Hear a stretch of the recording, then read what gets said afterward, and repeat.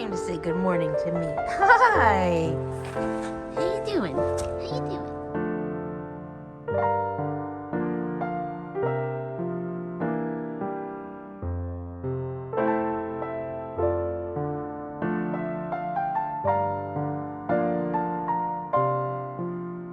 Good morning, it's day 2, and I'm heading into the house to get coffee. I've got my books. I did a little bit of reading last night, like 2 or 3 pages of Galileo's daughter. I was going to read a little bit of Jade Legacy before going to sleep, but then I realized that we might be getting to a chapter where big things happen. I wanted to wait until I was awake and could film any reactions that I might end up having to that, because I'm a little worried, based on the chapter title, how things are being set up. I'm a little worried stuff's gonna go down. So the only problem with this book is that now I'm wanting to go and read like the history of the Medicis, to have a better understanding of the royalty and how all that worked in Italy during the Renaissance. So I'm like, oh great, it's gonna send me down a rabbit hole, which I love. And that's what I love about nonfiction, is it gives me a chance to learn a lot more about different aspects of history or different aspects of whatever I'm learning about. When it comes to nonfiction, the only reason it keeps me from reading them more quickly is because I tend to go, oh wait, I want to learn more about that. And so then I start looking things up. I love that, but it does make it so I'm constantly being distracted from what I'm actually reading.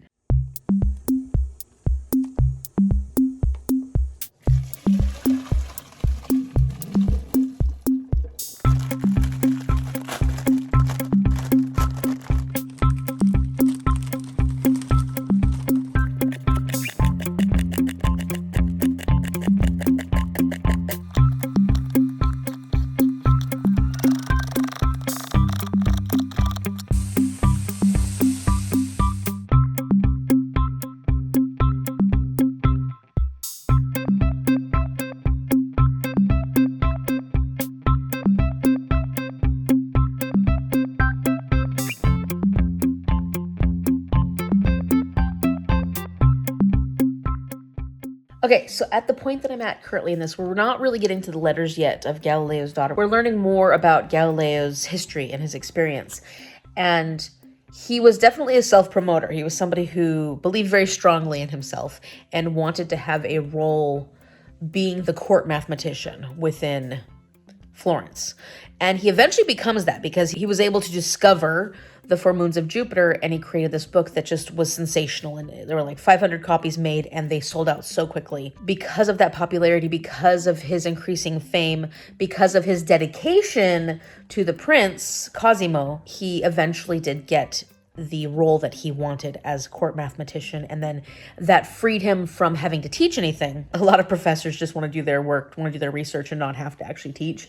And so he's getting a chance to then just do his studies. He really spent a lot of time, especially once he became the court philosopher / mathematician, in astronomy. And that's how he became so famous, was his telescope. And it was sensational because people around Europe were finally able to see things they were never able to see before. But of course, a lot of people did think like, oh, this is an optical illusion, it's fake news, kind of thing.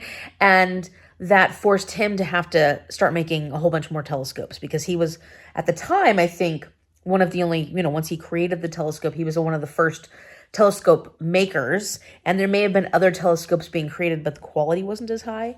At least that's what I get from the fact that he was feeling, oh, I got to make more telescopes. I got to make telescopes so everybody of importance, obviously, can see what I'm seeing, and my evidence won't be negated, because people were like, nah, this is BS.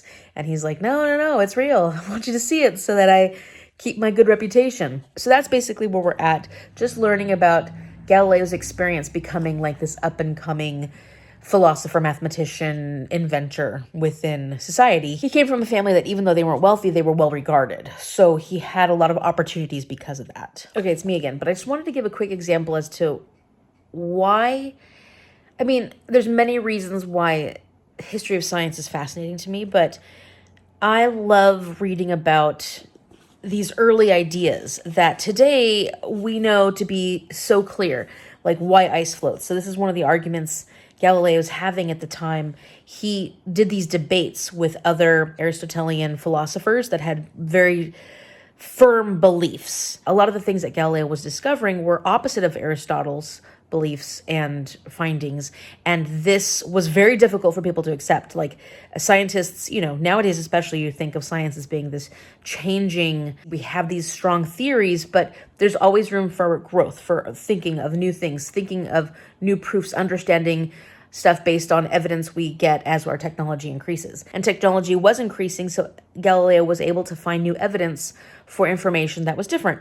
Well, it was really hard for people to accept. So he was having these incredible debates, and I just think it's fascinating because one of them was about ice floating. And at the time, based on Aristotelian physics, scientists actually believed that ice was heavier than water, but that because of the shape of ice, because it has a flat bottom surface, it couldn't pierce the water and sink. Imagining how people first explained these different phenomenons of everyday things that happen around us, that fascinates me. I just love hearing, not only like learning about how things came to be believed or perceived, but also just hearing the different ideas that people actually had, like scientists thinking, oh, this must be this because of this. Sometimes it's so off the wall and it's so absurd sounding now that I know the reality of what the science is. History of science is so fascinating to me. So anytime I come up parts of a book that I'm reading that have that information, I'm always like, I almost get giddy. Like I get giddy because I just love learning about that. It's odd, but that's me. That's my brain. Okay, this is the other one, which is, like I said, the same as the first carpet. Just come on, dude. Different colors. So I feel like it's gonna go well. Does it look good, Amy? I think it's pretty. What are you doing?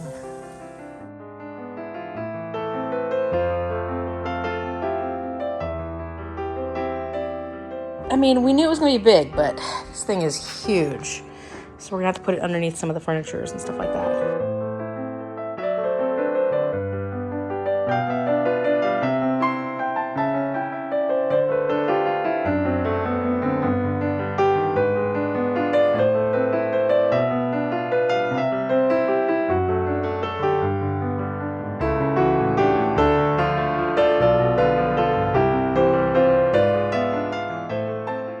There are many reasons why Galileo put his daughters into a convent. For one, it was really common at that time, especially within high-ranking families, to put your daughters or sons even in monasteries or convents. Like it was a pretty common thing, especially in Florence in this area.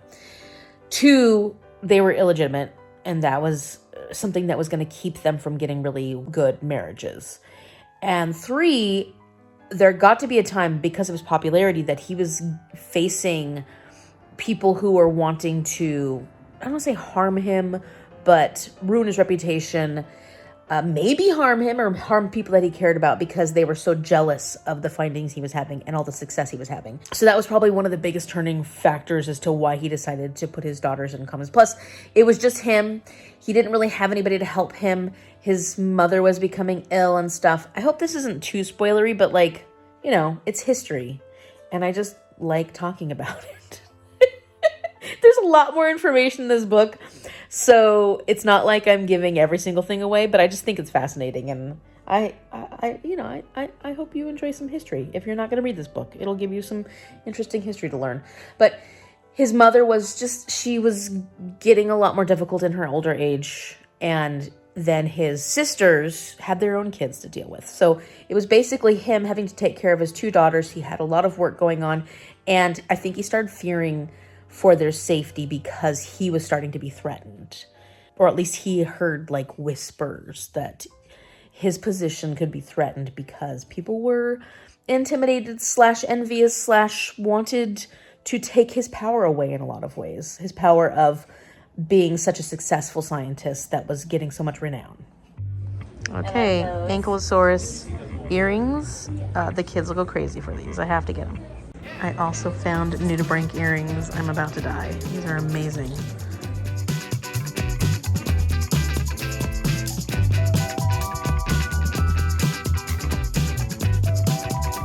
Okay, so Jordan and I went Pamper shopping. and what'd you get? I got 2 lipsticks, 1 body lotion, 3 sprays, 1 vitamin C facial cream, and blue hair dye. And what's the lipstick you're wearing?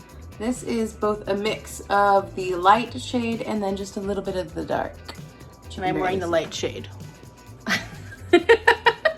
I have to warn you, my computer is working really hard right now to render the vlog from day one for this. And so if you hear a buzzing sound in the background, that's my computer. It's struggling. So I am finally ready to get back to some of the things I need to do to complete my challenge for today, because I still have 26 minutes of reading in Galileo's Daughter today. I haven't had much time to read it all. I haven't done my 20 pages at all in Jade Legacy for the day. I'm behind, but it was a great day. It was such a wonderful day. Spending time with Jordan was amazing. We had so much fun. We hit 8 different stores. We really just shopped today, and I was so exhausted afterwards. But I also got a chance to cook that turkey tetrazzini, which will be great for lunches for the week. And what else did I do? Edit the vlog. That took a while. And I dyed some blue. Jordan wanted the tips of her hair to look blue, so I dyed Jordan's hair.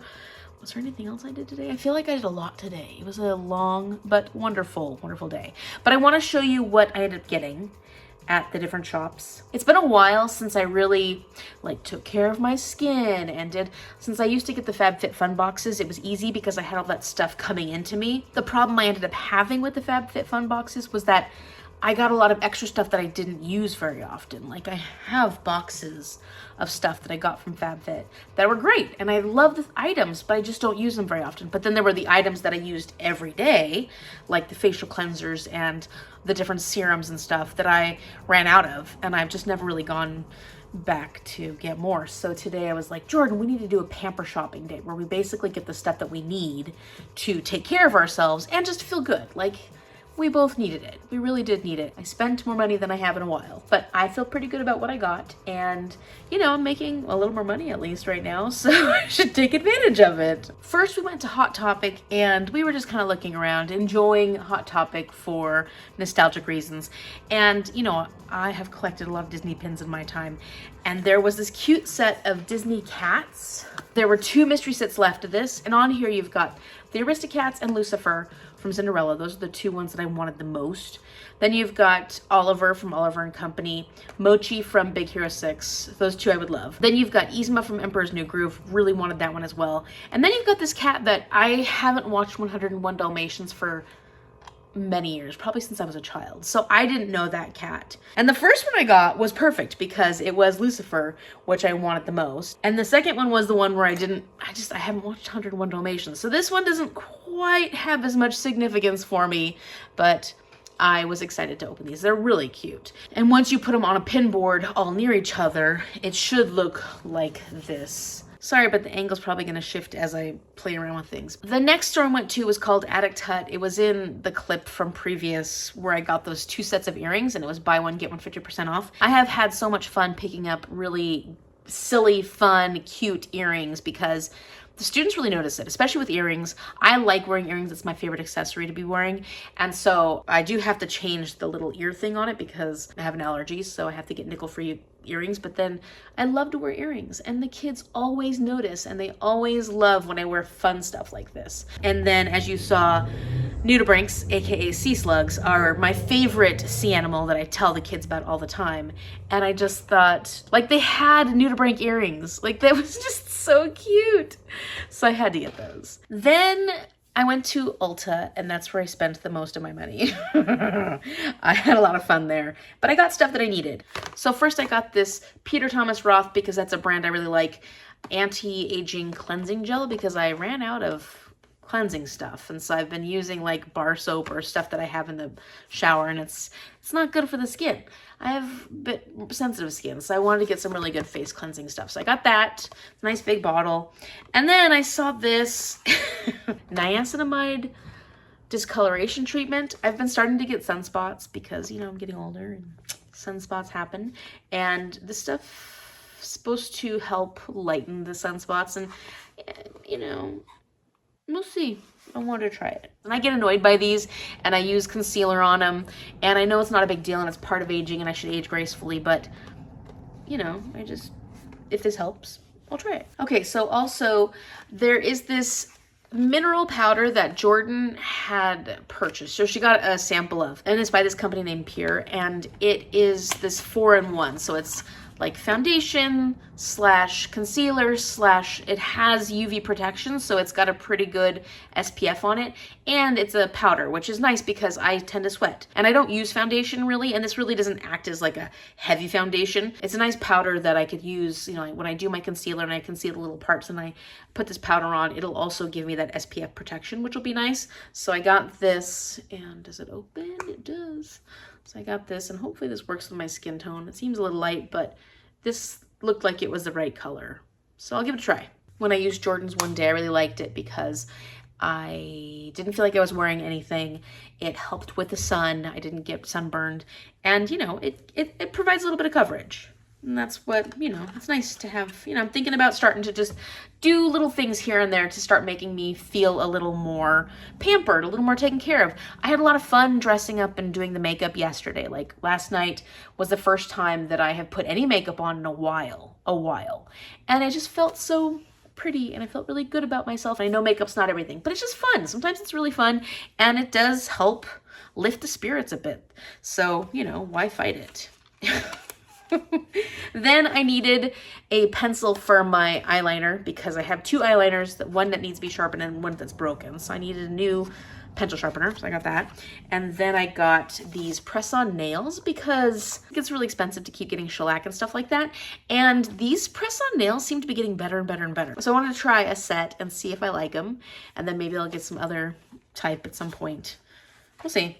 I don't know, just thought it'd be fun to try them out. I got some new mascara from Clinique. This is High Impact Zero Gravity. It like curls. I don't really like super heavy, hardcore waterproof mascara because taking off that makeup at the end of the day, it just ends up like rubbing my eyes raw. I just don't love anything that's too waterproof, but I do like that this gives you a bit of curl. So we'll try that, see how it goes. Clinique brand. I like Clinique. I love this Way leave-in conditioner. This brand Way I like a lot. I've used their shampoo and their conditioner, but I really love this leave-in conditioner. It smells amazing and I like what it does with my hair. So I haven't had this in a long time and I've been missing it. So I got some of that. And then finally I got some setting spray because I figured, especially with the powder, I sweat, like I said. And when I go out dancing, I hate when like things start getting dark under my eyes and you can tell that I've been either sweaty or just stuff is disappearing. And so I wanted to try some of this setting spray and it was like on sale. So I got some of that from e.l.f. I had forgotten to pick up a powder sponge because we went to Target and Ulta. And so we hit up JCPenney's and I picked up a powder sponge. So nothing too exciting, but I needed one of these. And then at Target, I needed a little mini hairspray for my gym bag because I ran out because I wear my hair up in a ponytail a lot and in a bun. And I just like it for the wispies. So I got some hairspray for my gym bag. I also needed some Q-tips for my gym bag. So I got one of those little travel size Q-tip holders. Then I recently tried a travel size version of this La Roche-Posay prebiotic skincare double repair face moisturizer. And it was just a small one, but I loved how this felt on my skin so much. And it's in my gym bag, but I wanted a version of this that I could use all the time, like morning and night. And I love this stuff. This stuff feels so good on the skin. Then we hit at Bath & Body Works and they had like 75% off section, which was amazing. So I got 3 things there. I got this aroma eucalyptus and lavender whipped body butter and it smells amazing. I love anything that smells like a spa. Like if it smells like a spa, lavender, eucalyptus, those smells that you can smell when you go get a massage or something like that. I love that. So this is this beautiful, nice whipped butter and it smells so good. And then they had this shea butter cleansing bar. I needed a new bar of soap for the gym. This is part of the men's collection. It's called Canyon, but I actually really like the smell. And it smells clean, it smells earthy, and I thought this would be a nice one to use at the gym. So I needed a new bar, I got a new bar. And this was like $2.40 with the discount, and this was like $4 and something with the discount. And finally I got this gingham Ultimate Hydration Body Cream. I really like the smell of this stuff. So I have smelled this gingham brand before, and I just was like, oh, it's on sale. 75% off, so I got that. Then the thing that wasn't on sale that I had to get, of course, because Bath & Body Works has this Bridgerton thing going on, I got a candle that I started lighting it today and it smells really lovely. But I want to be able to light it and enjoy it this Thursday when the next, part 2 comes out for season 3. So I'm hoping to do a little bit of a watch party with Jordan and Mom, and maybe I'll get some like tea items so we can have like a little tea party.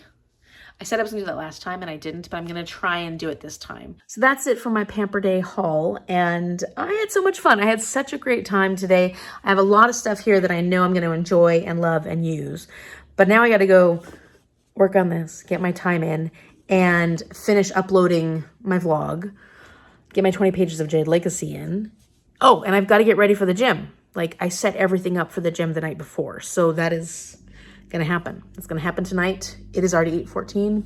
I gotta get to bed not too late because tomorrow's a gym morning and we get up. Well, I set my alarm for 5, but I like to snooze a little bit. So I have to be out of bed by 5:30 and I have to be out of the house by 5:50. So that means everything has to be ready tonight so that I just throw everything together, put on my gym clothes, and head out the door in the morning. This is what I mean when I say that the writing in this is really beautiful. This first sentence of this chapter is, "It is difficult today from a vantage point of insignificance on this small planet of an ordinary star set along a spiral arm of one galaxy among billions in an infinite cosmos, to see the Earth as a center of the universe.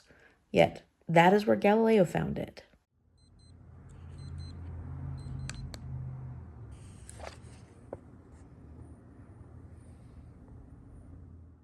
I was only able to read an hour today, the actual hour that I was meant to.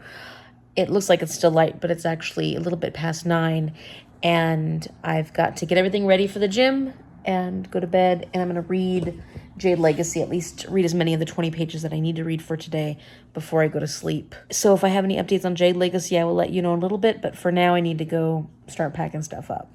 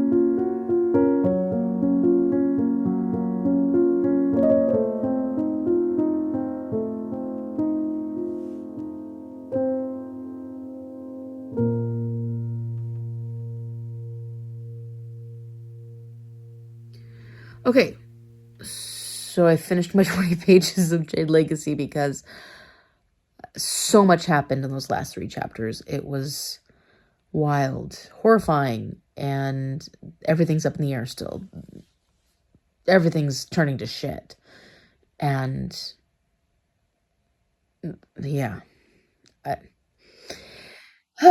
was a hard section to read, but I have to go to bed. It's late. It's past 11. I'm done for the night with all my reading, my 20 pages, my hour of 1 week, 1 shelf. If you like this video, give it a big thumbs up and subscribe so you can see what happens on day 3 when I continue on with Galileo's daughter and find out what the aftermath of everything that happened in Jade Legacy, which I can't tell you about, but it was a lot of stuff. For those who want to know, who've read this book before, it was chapters 25, 26, and 27.